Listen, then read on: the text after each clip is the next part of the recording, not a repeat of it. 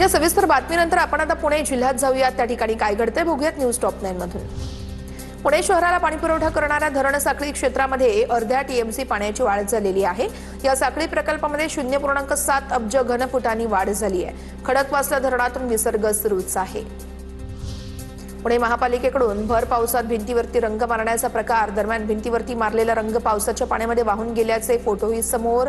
पुण्यातील बिब्वेवाडीच्या आदिनाथ सोसायटीच्या मागील भिंतीवरती हे रंगकाम सुरू होतं। भर पावसामध्ये भिंती रंगवण्याच्या व्हिडिओ समोर आल्यानंतर पुणे महानगरपालिकेच्या अधिकाऱ्यांनी हात झटकलेले आहेत। अशा प्रकारचं काम सुरू नसून त्याला निधी दिलेला नाही, क्षेत्रीय कार्यालय आयुक्तांची ही माहिती आहे।